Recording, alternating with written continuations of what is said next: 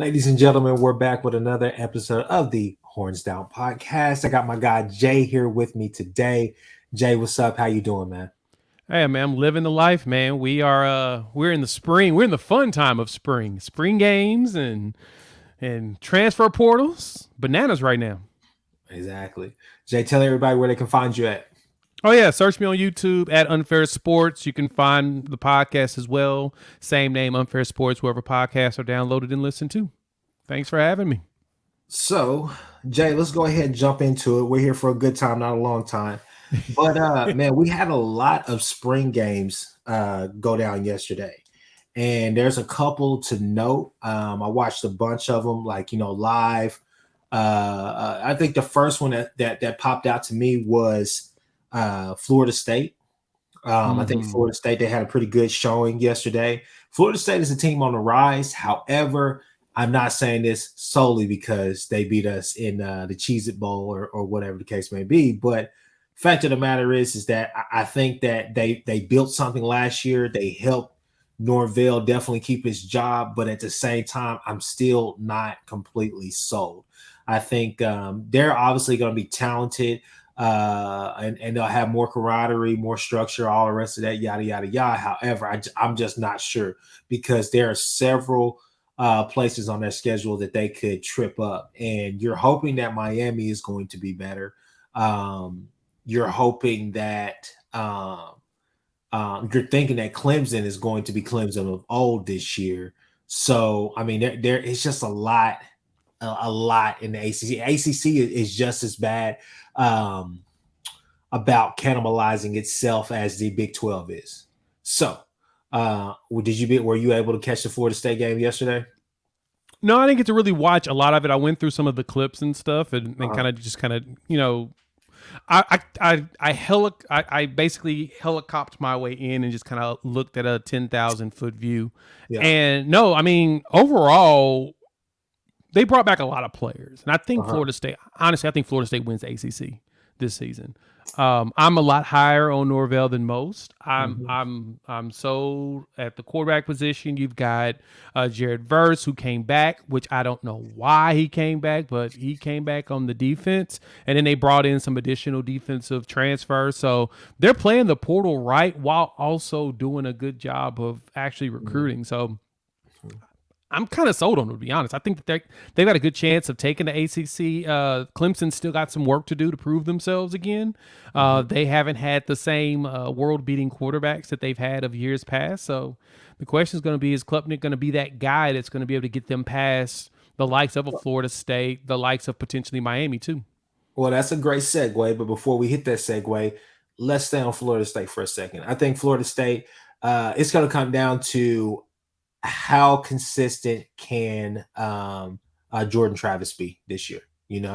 At times he looked unstoppable last year, but at times also they went on I think it was about a 3 or 4 game skid. So I mean, look, there's definitely inconsistencies there, and some of those losses that they had last year were to teams that they had no business losing to. Let's just be honest. So the thing about it is that, do you see more of the same this year? I think peak for this team, honestly, is about 9-3. I think that's a really good start. It's going to be a tough game. I don't care if that game is basically in your backyard to start the season. That's going to be a tough game to open up against LSU. So I agree. With that being said, what kind of camps are they going to have? Are they going to have the I made fun of him so much, but why am I not? Oh, are they going to have the Tom Herman type, summer and fall camps where they beat the hell out of each other so much that they're without a lot of key pieces going into the LSU game, or do they feel prepared now? But and that's the thing. Both teams have a lot of buzz around them, and it's going to be an interesting season for both teams. But I definitely think that. I don't think there's going to be a blowout on either side. I think it's going to go down to the wire just like it did last year. Will you see the mistakes that happened down the wire last year? No, but it's going to be a good game. And I think that's going to tell us how good this Florida State team is and what their season will look like. But that's my question is going to be when they go against LSU in this first game, will we still see the misfires that we saw last year? I do not believe that. Mm-hmm. I do think Florida State still prevails. I like Jordan Travis a lot. I think he's a really solid quarterback, and I think that he does a really good job of running that offense. Looking at their schedule, honestly, there's really 3 games that could be of concern to me, which would be the LSU opening game of the season. If they can pull that out, I think they win 10 games. Clemson, traveling to Clemson is going to be tough in September. And the good thing is it's still beginning of the season. Everybody's still figuring out their teams at that point because, college football doesn't have a preseason, so there's not a time for them to really work out the kinks against other teams. The month of September is really your preseason. Is that you said they head to Clemson in September? Which week is that? 23rd. Okay. That will be considered the 4th week of the season. Okay. Ooh. And then the last one that actually looks like it would be a truly competitive game, it's not going to be Miami coming to them. It's going to be them playing against Florida in Gainesville. And that's the last game of the season. That's Thanksgiving weekend. In between there, they don't get North Carolina, which is good. So no Drake May. Okay. And everybody else on this schedule, I believe they can beat. Pittsburgh will probably be a challenge traveling up there. Yeah. But besides that, I don't really see that Florida State doesn't walk to 10 wins this year. Well, Wake Forest losing their quarterback. I mean, there's a lot of questions to answer. Here's something that I want people to know on this recording of the Horns Down podcast. Quick plug. But one thing I want people to know is that, hey, look, the theme of this episode here is backup quarterbacks. Pay attention to this, okay? So that being said, I don't think that they have a clear number 2. I don't think they have a clear guy that could come in and keep the wheels from falling off if Travis were to have a minor injury or a significant injury. So I think it's one of those things where, going into every season, I always look at that team that was on the rise the previous year, and I say, who's going to have that Jim Mora, Brett Huntley, UCLA type of season where they come in with all this hype and they disappoint? Not totally, but they fall short of the expectation, which was to make probably a college football playoff or win a national championship. And so my pick, folks, is Florida State, unfortunately. So with that being said, let's go ahead and segue into the next spring game, which obviously you talked about the team. Let's talk about Clemson. So okay, before you do that, go ahead. Make sure y'all hit that like and that subscribe button while y'all pull up to the video. Definitely helps content creators like Chris and myself make this great stuff for you all. So hit the like, subscribe button or whatnot, and join the family. Thank you, sir. Let's talk about Clemson. So with Clemson, so what I kind of want to do, I want to jumble up Clemson, Tennessee, and who else was it? Are we going all orange? That's what we're doing? That's what we're doing. All the orange teams together Clemson, like that? Oh, okay. I want to put together Clemson, Tennessee, and USC. Okay? Oh, God. Why would we do that? Watch. No. Like I said, think about the theme. Think about the theme, okay? So first off, Clemson. When I watched Clemson spring game, at least from from an offensive point of view, okay, I thought I was watching USC spring game. Same plays, same calls, same everything. Obviously you could talk about they kept it vanilla, all the rest of that stuff, but hey, I'm trying to tell you now, it's the same principles. You saw a lot of pull, a lot of counter, a lot of like I said, GT pull, GT counter, however you want to call it. You saw a lot of that. And the thing about it is that, we've seen this offense when it's hot, but when it's down, it sputters way down. So the thing about it is for Clemson, for me, it's not necessarily their defense. We know they're going to come out there with that 3-3-5, still play, give you a variety of looks, try to be as multiple as possible. But this offense, are there any concerns that you have about this offense? Because my main concern right now is that they don't have that go-to receiver that they've had in the past. And they don't have a ton of, I'm not going to say they don't have talent in that room. I do think they have talent. Obviously, Clemson recruits at a high level, but they don't have a T. Higgins and then, Mike Williams, guys like that they've had in the past that are just those dogs, those athletic freaks out there. So, Klubnik is coming back. I think Klubnik is going to be great this year. I really do. But the question is do you think that they exceed expectations, or do they have kind of some standstill expectation, or do they meet the expectation, or do they fail to meet that expectation in this Riley era? Well, I think Riley's going to do nothing but open up that offense. You got to remember their leading receiver last year was Antonio Williams, which was a freshman. Yeah. So you've got young wide receivers ready to break out and show that they, deserve to be a starting player. And I think that this is a good opportunity, especially with Garrett Riley coming in there. As you mentioned, the principles are the exact same as USC's because they're brothers. The brothers really run similar offenses, and it shows. Which is, to be honest, very friendly to the quarterback and very friendly to the wide receivers. And honestly, it's pretty friendly to the offensive lines as well. So overall, it's friendly to the offense. Mm-hmm. I can see them establishing who that number one is, and I think it's going to be Antonio Williams. I think he's going to be the top receiver for them. I saw a little bit of their spring game. I watched a couple of clips of theirs, and to be honest, man, that Keith Adams kind of got a little bit of run, and I don't think they're going to have a problem with the passing game at all. I'm curious to see. The line is pretty seasoned. They've got some veterans on the offensive line, which is good. And so as long as Klubnik doesn't make a bunch of mistakes, I think they're going to be fine. My question is for them is on the defensive side. Really? You're losing some big name people on that line. The question is who replaces who? Okay. They've got what 3 or 4 guys in that defensive front and linebackers is pro. That's definitely going within the first couple of rounds. That's massive talent to replace. And then when you lose guys like Brent Venables and Todd Bates on the recruiting trail, trying to replace that is really tough, especially when they've been recruiting at a high level. I'm curious to see what that looks like going forward. And that's going to be a really interesting point to really, hell, we should definitely got to make some content about that going forward, because maybe 2 or 3 more years down the line, you start kind of see maybe the after effects of that, Yeah, it's going to take a couple years because right now I think their entire defensive line is grads. Mm-hmm. So they've got a bunch of seniors on their 6th year. They're excited about Xavier. What is it? Gosh, Xavier Thomas. Peter Wood. Excuse me. Oh, okay.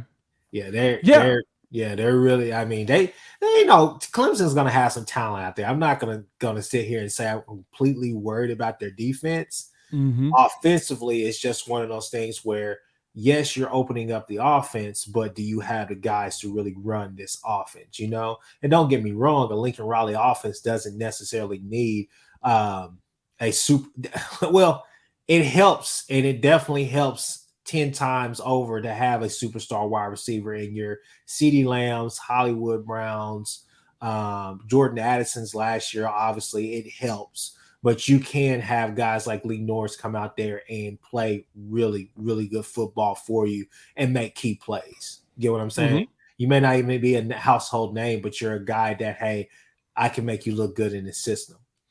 Antonio Williams was a top 60 player in the country when he got committed there. So it's not like they've got, just chopped liver out there at the wide receiver position. It's more so unproven talent. I think exactly. That's what I'm saying. So I think that this offense is going to be friendly, and I think we'll see who starts to separate themselves as we go further. The one thing I will say about this offense that I think is going to be really good is the run game. I think that you're going to see people try to game plan for the run game, but here's my thing: Will Shipley, and I'm not too familiar with the roster right now. I think Pace. I want to say Pace transferred. I want to say he did. Or Kobe Pace. Yeah, I think so. Let me look him up. Okay. So my point with that is right now, J&J, please butt in and correct me when you find that. Yes, he is gone to Virginia. Okay. So yes, that's correct. Okay, cool. So for me, Will Shipley is not a guy who's going to dance back in the backfield. Okay. So one of my biggest complaints about Trey Sermon during his time at OU was, look, the only difference between you and Kennedy Brooks is one cut gone. I'm going to dance around, try to find that hole. I didn't see the hole, but I'm going to dance around, try to find another one. Just hit it, And Will Shipley's a guy who, if he sees a hole, he's gone. and he's going to make Yeah. somebody pay.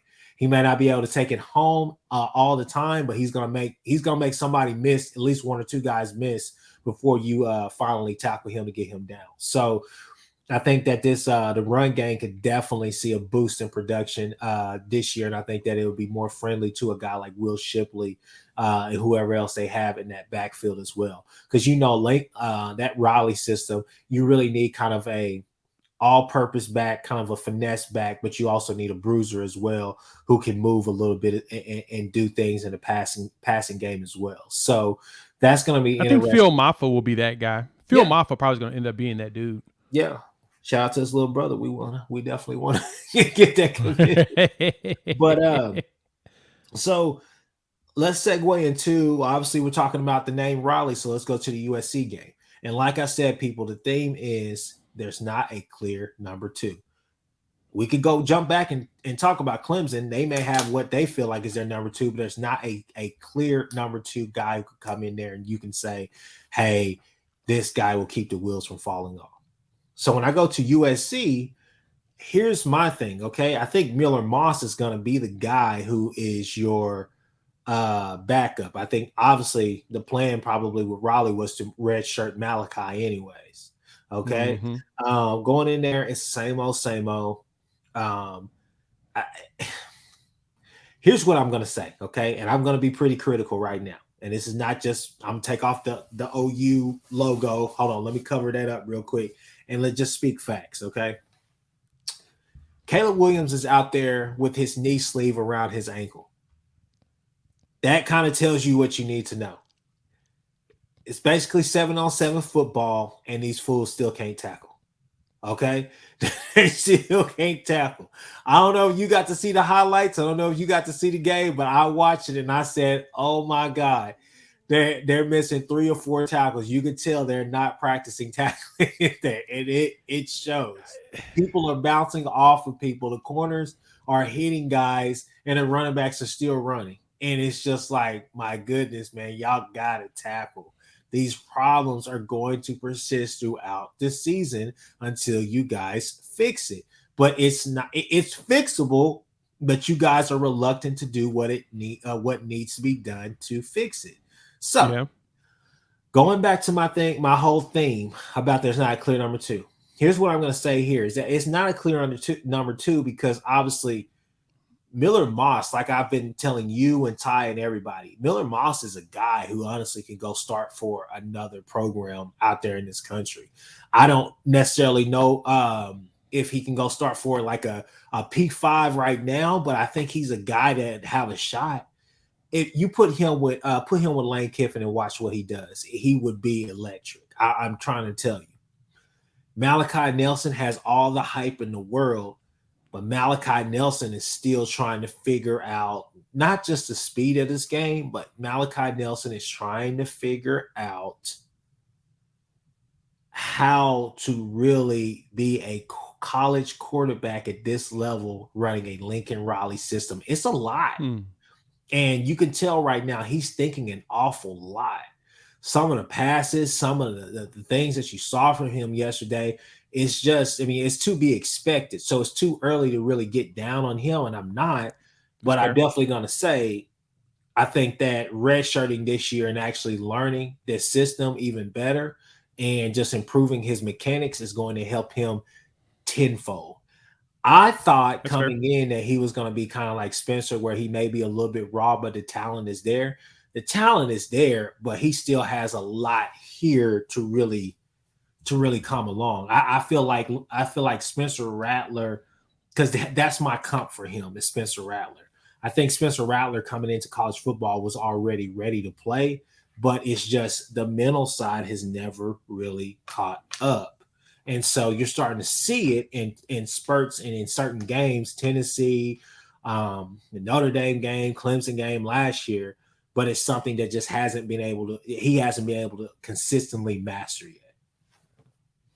It's fair.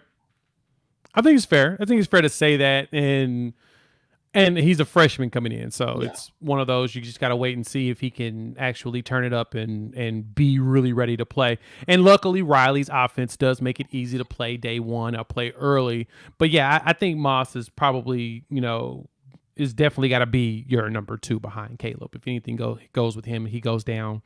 You definitely do that. And so I'm not really concerned about them at the quarterback, though. I mean, that's the one position that Mm-hmm. they'll have somebody go out there and do good. Lincoln System's always been that way. Mm-hmm. I'm not even going to knock that at all. I'm wondering what their wide receiver room is going to look like this year. Okay. Of course, with their system, it does make it easy to play wide receiver.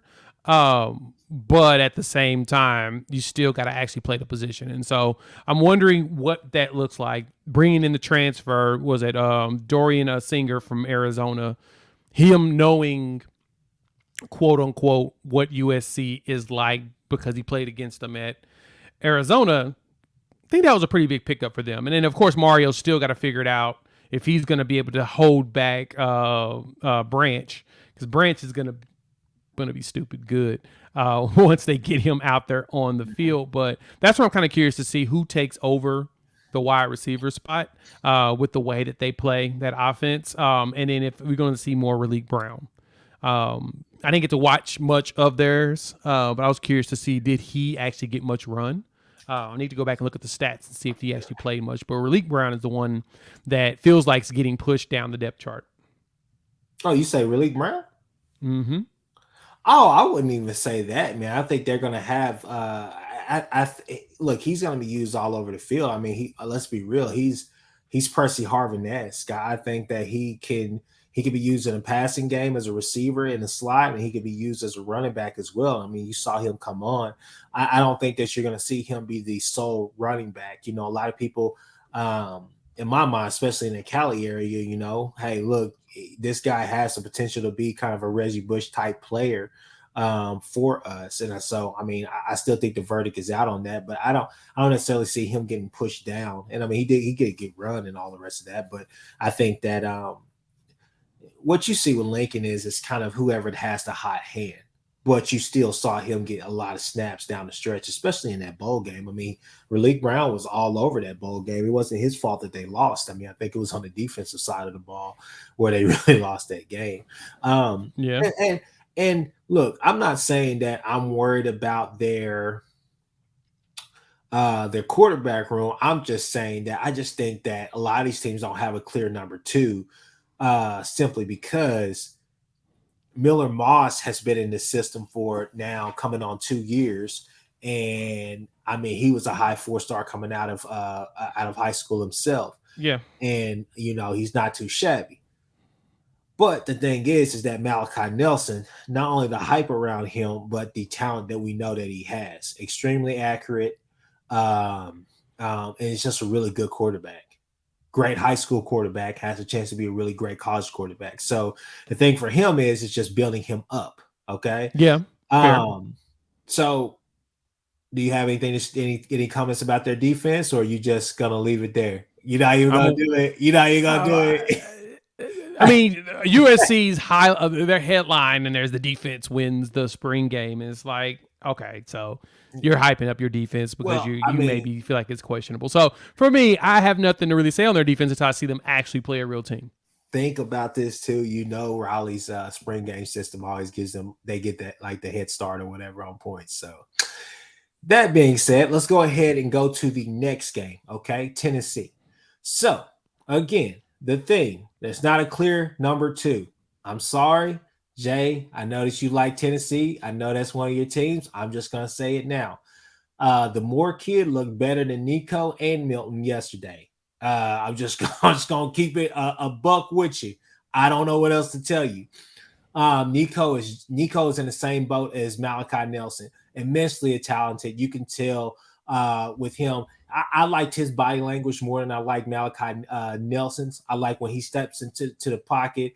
They're running tempo. He's getting everybody going. The kid can play. The kid's gonna be. He's mobile. Not gonna say he's a Mike Vick or Kyler Murray type or Lamar Jackson, but I'm just saying that he's mobile.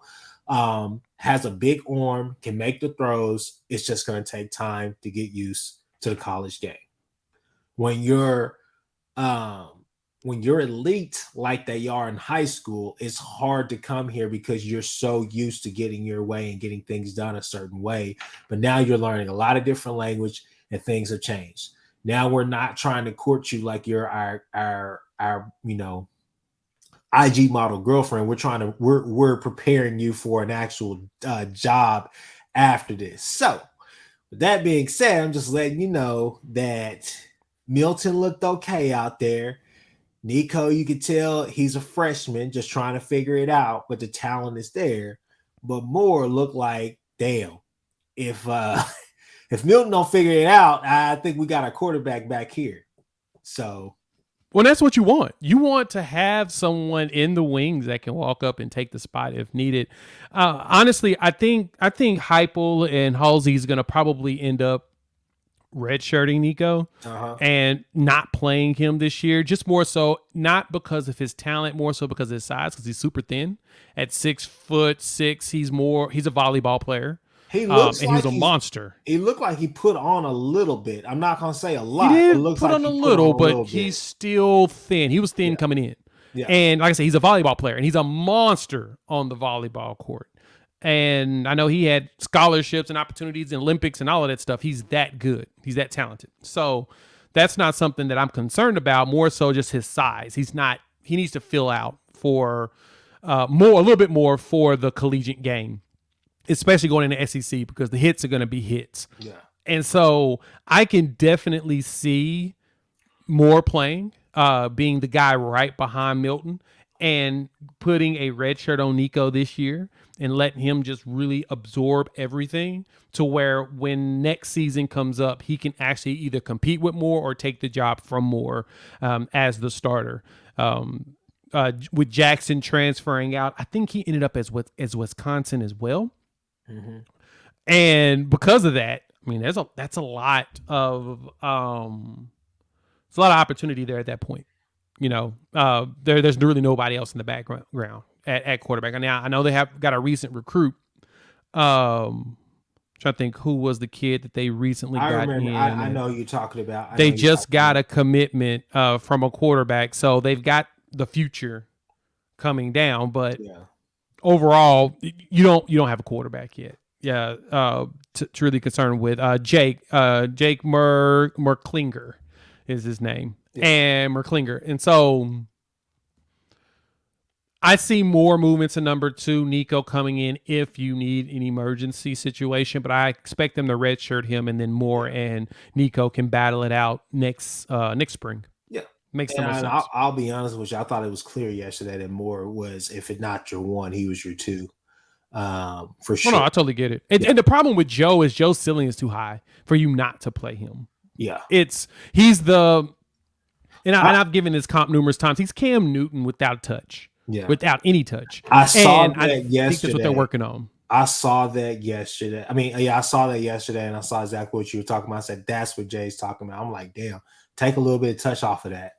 Take a little bit of touch off of that. But there were some drops. There were some drops. There were a lot of drops yesterday. There were a lot of drops. But the thing about the Tennessee game, I can't really go too far into it because they had a lot of people out during that spring game. So it's kind of really hard to tell what's going on with that. So there's a lot of players that didn't need to play too. I mean, it's one of those, they basically had guys, resting because at a certain point, certain players don't need to be out there. Like we'll see this with Oklahoma too. We'll talk about that a lot more later. I'm gonna go ahead and segue into the next one. Like I said, let's keep this theme going. It's not a clear number 2 because there's a lot of confusion around this quarterback controversy. You're gonna love this one. Let's talk Texas, okay? Look, here's what I have to say, okay? The same thing we're saying about Nico, same thing we're saying about Malachi Nelson. It's the same thing you could say about Arch Manning, okay? Shout out to PG, okay? But PG had a pretty hot take, and he thought that Arch Manning had a bad day, bad outing yesterday. I'm not gonna say it was bad. I mean, he made a throw or so. He looked mobile in the pocket. He can move the pocket. He has decent command. Here's the thing. There is a for as good as he is, there's still a lot that surrounds him. There's still a cloud of doubt that surrounds him. Not because he plays for Texas, but simply because of the talent level, the talent that he played against, and just some of the the camps he didn't go to, all the rest of that stuff. I mean, there's a lot of there's a cloud of doubt around him. But am I going to bash him today? No. I mean, the verdict is not clear on him. Like you got to give him time to actually grow, just like any other freshman. Take the Manning name off the back of his jersey and just leave Texas there and just say, okay, this is a 5-star kid, number 5 player in college football, or at least on ESPN, and let's just leave it at that and just say the verdict is still out. It takes time for some kids. I'm not going to say he struggled yesterday at all. I mean, I thought he came out there. He had pretty good command of the offense early on. He can't help it that his offensive line wasn't able to protect all that well, and he was getting rushed out of the pocket an awful lot. But I can't really say anything about him. To me, the best quarterback out there was Malik. But Malik got time to really shine yesterday. My only thing about Malik and Quinn just seems to have better mechanics. His throwing, like the way he throws, his mechanics are more they're just better than Malik's, at least right now. That's just my thoughts. But as far as being a college quarterback, as being able to make the throws, as being able to command the offense, do all those things, Malik made some plays out there. And I mean, I'm not going to say that he can't throw the deep ball or whatever. I'm just saying that Quinn looks like a more polished thrower than Malik right now. But that's not to say that Malik does not have the same upside. So, my opinion only, Malik, get into the portal and go and ball out somewhere. Arizona State is calling you right now. I mean, they're looking at you dead square in the eye right now. You're a Cali kid. You're a West Coast kid. Come on, man. Do what you need to do, bro. The writing's on the wall. Come on. No, and I totally agree with you there on the Malik probably should transfer because he could be starting somewhere in the country. Yeah. Like somebody give him a starting spot. I question the thought that Arch is the backup, and granted, let me put it to you like this. I know that we the jokes are about the competition that he's played, but he played at the same high school as his uncles, as Eli and Peyton, and he broke all their records. Yeah. I don't think that the competition really matters, as we see both of them went to the NFL and won Super Bowl. So I think it's more about what's in between the eyes and the capabilities of being able to use your size and stature, because he's a big kid, 6'4", 220. He's a sizey kid. So he's not little, and he's built like a NFL quarterback today. He just needs to put on a little bit more fat so he can absorb those hits. And like you said, he did well in commanding the offense. I didn't think it was bad. He looked like a freshman. And I was listening to Gabe and Teddy talk about just Oklahoma in general when he was breaking down positions, and both of them made a great point as former players. You don't want a freshman playing at certain positions. You don't want it. You don't. Unless you have to, or they're just generational. And there's very few players like that out there that can walk out there and do what Adrian Peterson type stuff does. You know what I'm saying? So you don't want a freshman to play. You want him to go out there and learn, grow, and go from there. And for me, I wouldn't want Arch out there day one. I would want him, because that means you're going to have a bad season. Now, you may not have a losing season, but you're going to have a bad season because it's going to be a freshman figuring things out at the collegiate level. You want him to sit this year and play next year.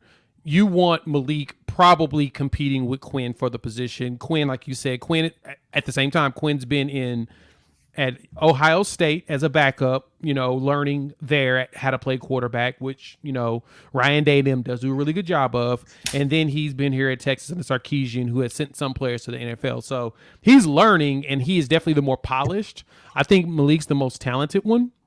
And he showed it. He was dropping some dimes and throwing some beautiful passes. So he's putting some of those balls on the rope. So you feel good about what you have at the backup spot, and so you definitely move Malik into that. But like you said, Malik could go start somewhere else if he really wants to. Yeah. But I think he thinks that he could take. I think he looks at Quinn and sees food. So if at some point they're going to have to throw in Malik, they're going to have to give him the spot and let him play. And if they do that, I think Texas is going to be dangerous. I would like for them to do that after the Red River shootout, and I think I'd be happy at that point. I think he's a guy who can really exploit a lot of teams' weaknesses or whatnot, especially those teams who are not good in the trenches. Kind of like last year when you watched. I'll take two teams that played against that had a common opponent, Texas and Oklahoma against Texas Tech.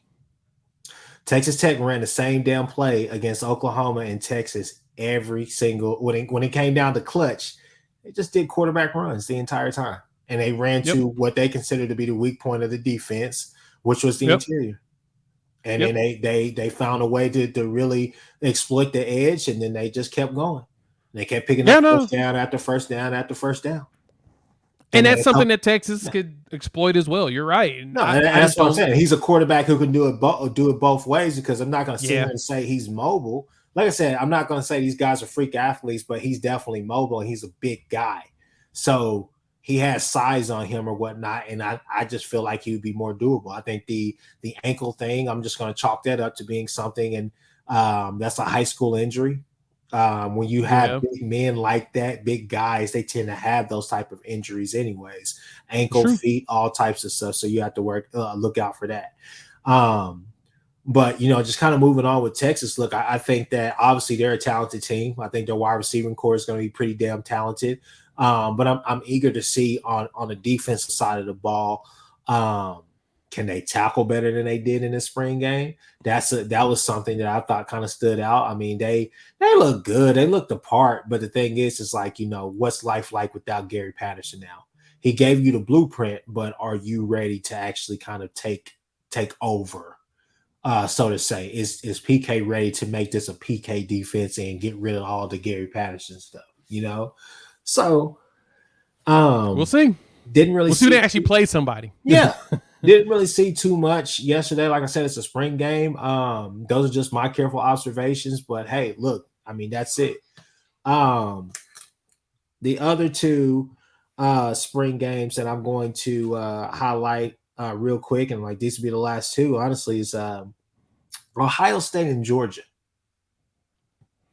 Ohio State, I mean, you just hear a lot from a lot. I think they expected more offense. More all of that.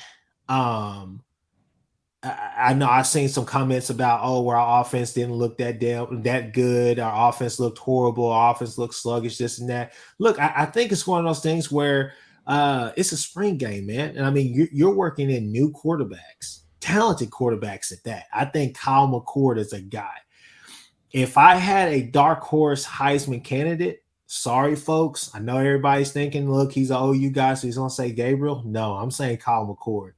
I think Kyle McCord is the truth, and I think Kyle McCord is going to have a hell of a year coming in to Ohio State. And to be honest with you, I'm just going to be real with you, he may be better than CJ Stroud.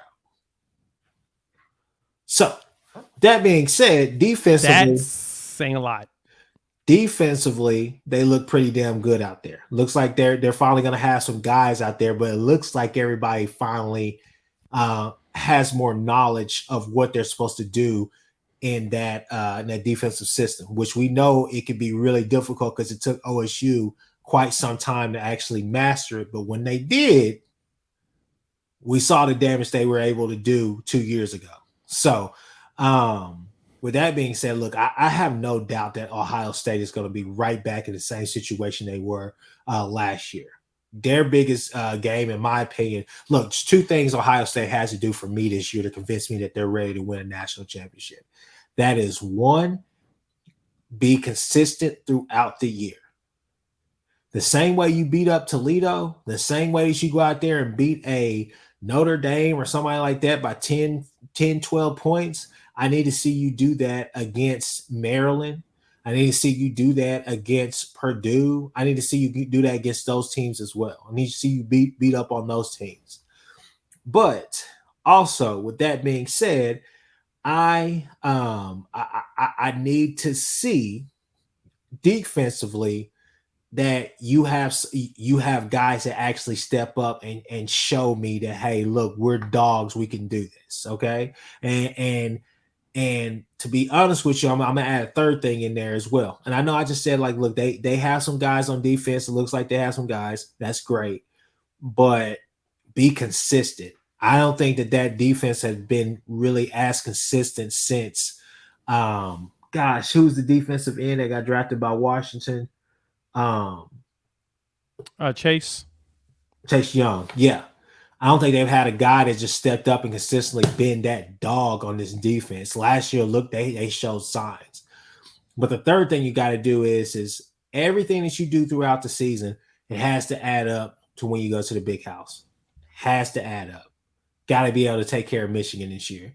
Y'all have, I don't know what, how the script has flipped. Y'all have had Michigan's number for forever, and it's just like things just went away. So, were you able to watch some of the Ohio State game? You helicoptered that one too? I did. I swooped in a little bit on that one. I think McCord is it. I mean, size, he's built similar to CJ Stroud. He can throw.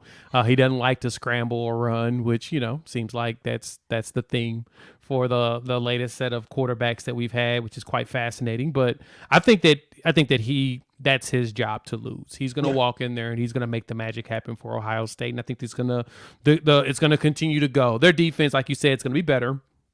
I think that Knowles now is getting more players that works for what he's trying to do, and he's getting more seasoned players. He's not playing with a whole bunch of freshmen anymore, as well, young freshmen, red shirts or whatnot. He's getting some more seasoned vets out there, and so they play better in his system as the years go on. That's what we saw at Oklahoma State, and we'll see that here at Ohio State. So I think defensively they'll be fine. Offensively, though, I do think McCord is he's gonna shock a lot of people. I think Vegas has him in the top 10 for Heisman right now, as far as the odds go. So everybody's starting to look at him, and I think he's going to put up the numbers just like CJ Stroud did. It's no shade to CJ. It's more of Ohio State system is built for these quarterbacks to be successful, and they're going to continue that trend.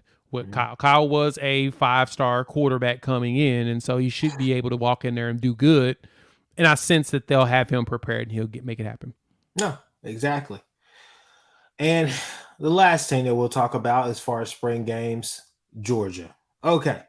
Georgia? I'm convinced. I think Carson Beck is obviously, I think it's his job to lose. It pains me to say this, but I think he's going to look every bit as good as Stetson Bennett did in that offense, especially this last year. I think that he could probably beat. Cold. Look, every play they ran against TCU, they ran in that spring game yesterday. And damn, does it piss me off to look at them in those bunch formations. When they're under center in those bunch formations, you don't know what's going on because they're overloading the side and you feel like it's a jet sweep coming somewhere. But one, are you fast enough to cover the 10-2, 10-3, 10-4 guys that they have running those jet sweeps? And two, also, are you big enough and are you able to actually establish that edge and set it in a way that you'll be able to stop Bowers, right? Yeah. But the problem is that you don't know because they have a plethora of running backs and they will wear you down. They do not mind getting out there and getting dirty with you. But I mean, all the throws, there were throws that Joel Klatt said something about a couple of throws that Kyler Murray made. I watch these games like religiously during the offseason.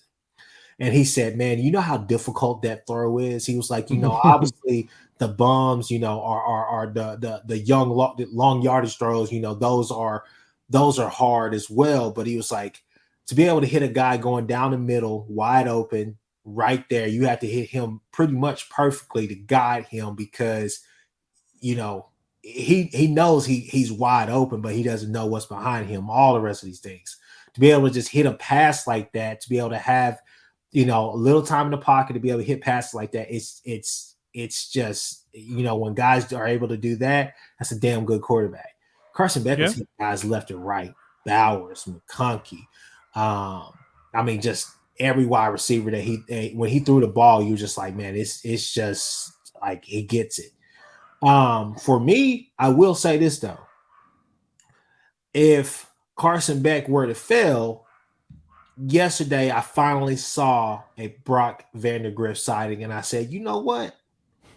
He's a pretty good quarterback, man.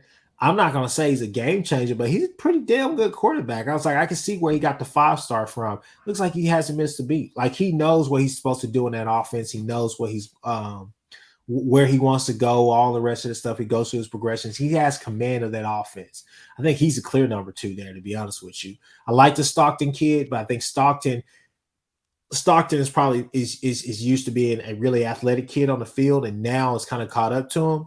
I think that he has all the ability in the world and he has heart, but man, those other 2 quarterbacks are just that damn talented. So it's crazy to say this, but Georgia may actually have a pretty damn talented quarterback room. And then you just throw in the fact that all those freshmen, all the way to upperclassmen on defense, they didn't have to go out there and rebuild. They just reloaded. I mean, they're going to be hell on wheels on both sides of the ball. They're going to be physical. They're going to be nasty. I guess the only thing I would say is who's their tight end number 2. But I mean, last year we saw 3 to 4 tight ends for Georgia last year get a chance to play, and so that's going to be the same thing going into this season with Bowers leading the show. So I'm not going to say they're going to repeat, but at the same time, it would not surprise me if they made the playoffs again. Oh, no, I think Georgia is just built to continue this trend going. The question is still quarterback, is what they're going to look like with either Vandagriff or Beck actually leading the helm when they actually play games. I watched a little bit of them. I thought Vandagriff was going to be better than what he is. Okay. I'll just say that. I'm not saying that he's bad. I just thought he was going to be better. Especially when, like, I remember seeing him committed at Oklahoma and then decommitting and deciding to stay closer to home. I thought he was going to be the real deal. And losing out to Stetson Bennett told me enough. Okay. Just because, yeah, we're giving a lot to Stetson now, because you could tell that he played a lot loose this past season than he did the first year, because the first year it looked like he was terrified. Like he was just trying not to make any mistakes, and he was trying not to be the reason why they would lose games. And then this season, he's just like, I already won a national championship. I'm going to go out there and show out. And sure enough, he did. He showed that he's a gamer. I just don't think he's going to be he's that great of a quarterback. I just think he's a gamer. Mm-hmm. And so the fact that Brock and them couldn't win the job out from him, him being a walk-on, concerns me. Now, it's maybe just be comfort. They just need to figure it out. Now they got a new OC. Things could be different. We'll see what they look like, of course, when they start actually playing real teams. But overall, I mean, motion-wise, his ability to throw, seeing the field, he's always had all of that. I want to see what he looks like when he gets in the actual game. He's going to get that's truly scheming against them. That's the only thing I hate about spring games is it's more geared towards the defense, because the defense understands more about the offense and the offense would them.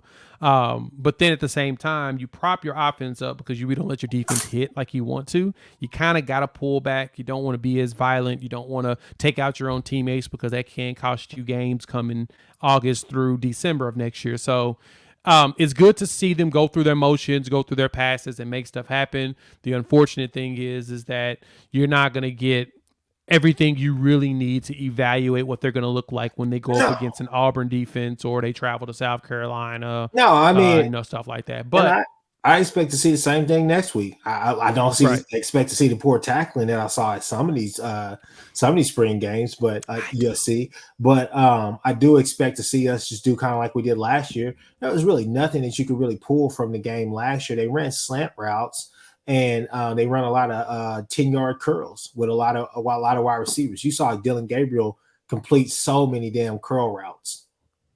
And then he had a couple of throws deep that connected, some missed, all the rest of that. You get what I'm saying? No, I get you. It's yeah. I mean, it's a glorified practice. It's practice number 16, right?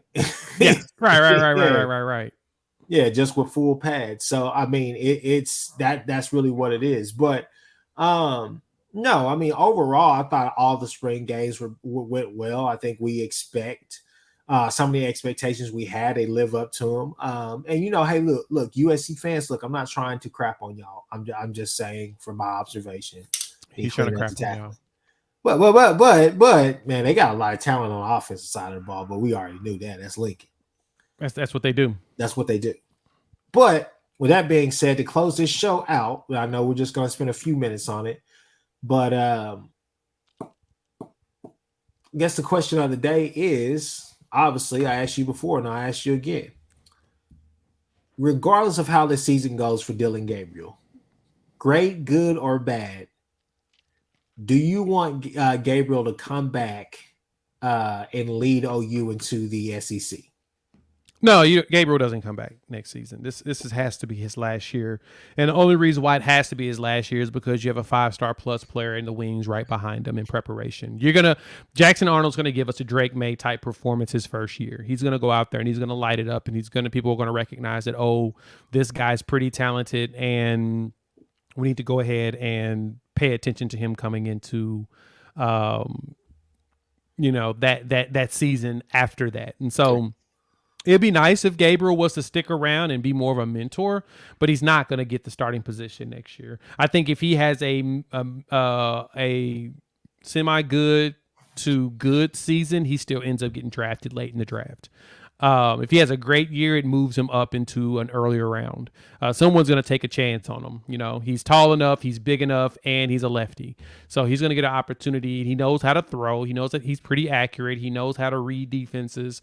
The tough part is always that you're not the only person that has to figure out the scheme. It's got to be everybody around you. And so, no, I don't want Gabriel back, mainly because I want him to go pro, because I think he has a better opportunity going pro now, and I think that he should, and I think he will. I don't see him coming back. We've got a good batch of quarterbacks over the next couple of years to build on. You got, Jackson Arnold's going to be a starter for a couple of years. You got Michael Hawkins. You got Sperry coming in, and we're probably going to add one more quarterback in to go along with like Jacob Switzer, and then you got General Booty, in which I want to see General Booty get some play. I'm hoping he's the number 2. I want to see him play. I want to see if he was worth the pickup, and so. Yeah, I think we're past the need for Dillon Gabriel to be here another year. I think it's time for him to go ahead and make that move and that jump to the NFL. Yeah, no, I definitely do too. I mean, I think that with Michael Hawkins, Sperry in the fold, and so on and so on, I think that I'm not going to say, oh, you made promises to these kids, because obviously they're going to have to come in and compete and beat each other out to be able to be that top guy.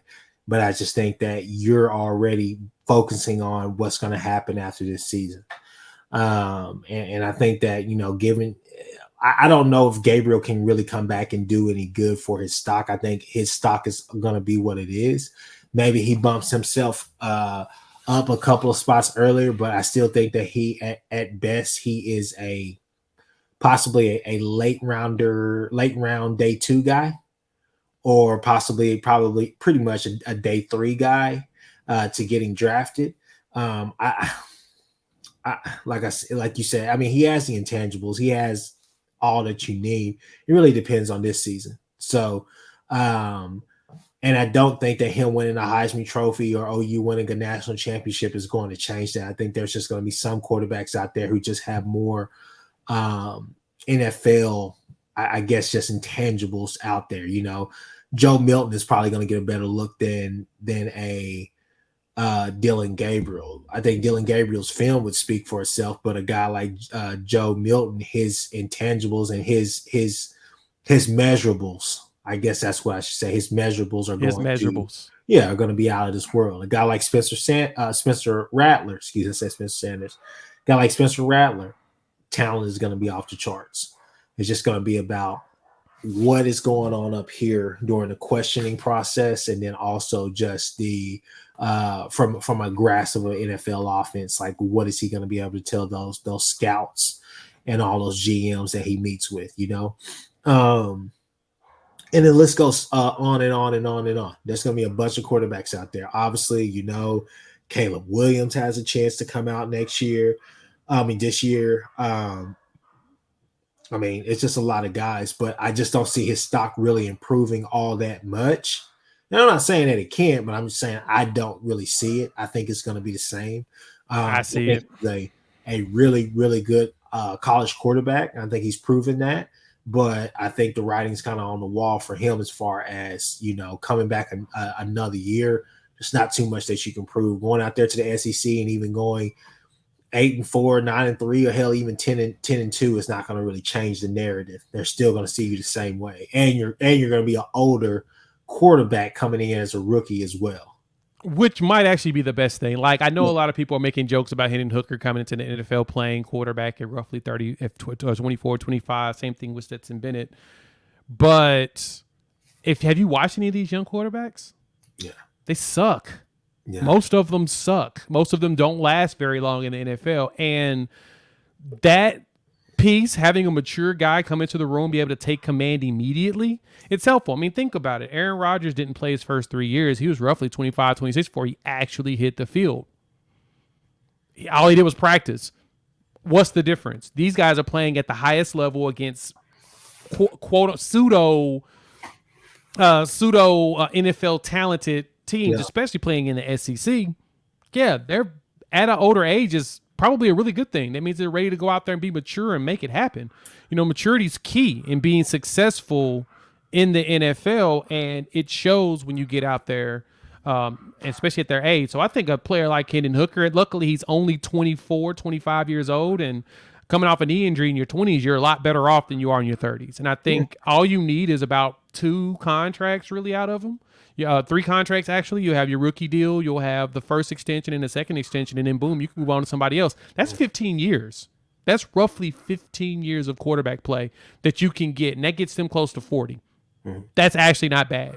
That's what you want, right? Yeah. Everyone would love to have a quarterback for 20 straight years at the pro level, but it makes no sense because you've only gotten that, 4 times out of people that actually gave you competent quarterback play in the last 25 years. Like, I mean, if you think back on it, most quarterbacks don't last more than 15 years anyway. So take the quarterback that's good enough to do everything you need to do. They can make it 15 years. If you get 10 years out of a quarterback, you've done good things. Yeah. Period. Just the way that the landscape of the game is, it's really hard playing quarterback. No, it definitely is. So, yeah. And I know there's going to be people out there saying, yeah, look, I'd like to have him as a leader going into the SEC to kind of be our breakthrough, or at least the foundation. But I think we'll have that, though. I think we'll have that, though, with Jackson Arnold. I think we'll have that leadership walking in there at his age. And, I mean, you still got booty, so. But what I like about pretty much the handoff, I guess the baton handoff to a Jackson Arnold is that while Jackson Arnold hasn't, may have not played, let's put it like this right here. When he finally takes the field, he'll be pretty much a year and a half or so removed from playing real football. You know what I'm saying? Because I guess he'll be the 2 this year. Do you think he'll be the 2, or do you think they're gonna redshirt him?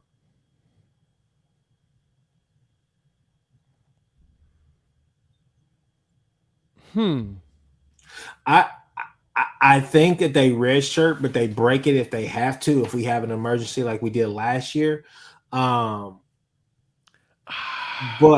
what I'm trying to say is this right here, and I'll come right back to you and let you answer that. All I'm trying to say is this right here is that while Jackson Arnold will be pretty much a year removed from playing real legitimate football, all of his teammates and everybody else that came in his class, and then he'll get other weapons as well. Those guys are going to be progressing rapidly through the system because there's going to be a lot asked of them earlier than what it would have been on of Jackson Arnold, if you get what I'm saying. So by the time he's going out there, his Nick Anderson, Jaden Gibson, Jalil Farouk, those guys are upperclassmen now. Those guys, Jalil Farouk is an upperclassman, but let's just be real, now he's 2 years of like, hey, I've been a full-time starter. I'm a senior this year. Nick Anderson and guys like that, they're juniors, and he's out there playing with them as a redshirt freshman. Now he has other guys around him. He could be the leader and all the rest of that stuff. But all he's having to do is say, okay, look, we already got the wheels in place. I just need to go out here and let it rip, No, But no, I get you. I get you. If they redshirt Jackson Arnold, you don't break it. You play Booty. You subsequently pay Davis Bevel, but you play Booty. You put them out there and make them go out there and play. That's kind of what you should do. I don't want the Jackson Arnold Gabriel controversy similar to Rattler and Caleb Williams. And granted, as good as Caleb Williams played in a lot of parts of the season, he was equally as bad as a freshman, and you could tell. He was bailed out in a lot of ways. That Iowa State game pokes out like a sore thumb. He ran his wrong damn play. That 70-yarder that he took to the house, he was supposed to hand the damn ball. I said, that is crazy. You luck out with stuff like that. I don't want a freshman going in there making those type of mistakes in a situation that he's not as athletic as Caleb. So yeah, that's kind of where I'm just like, But at the same time, I think he's gonna be special. He's gonna start probably 2 years here, and he's probably gone to the league after his junior year, redshirt junior season. I don't see him actually his redshirt sophomore season. I don't know if he stays here 3 years and play all 3 years. I see him starting 2 years and going pro because I think he's that talented. It would be nice if we were able to have him play for, play a portion of his freshman, sophomore, and junior year, but we need to establish his backup before we bring in additional freshmen. That's kind of my point. I want General Booty to get some game so that he will he can subsequently be the backup for Jackson Arnold for 2 years. That's what I want, personally.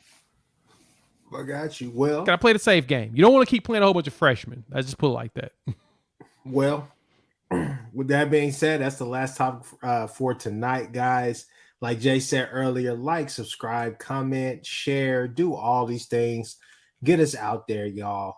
Look, we live and die by the sword, which is you guys. So if you like this content and all the rest of that stuff, then you know where you can find us. But with that being said, Jay, go ahead and tell everybody exactly where they can find you at, where they can find your show, all of that.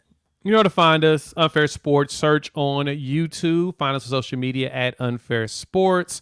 You also can download the podcast, wherever podcasts are downloaded and listen to. Chris, thanks for having me as usual. Well, that being said, Texas sucks.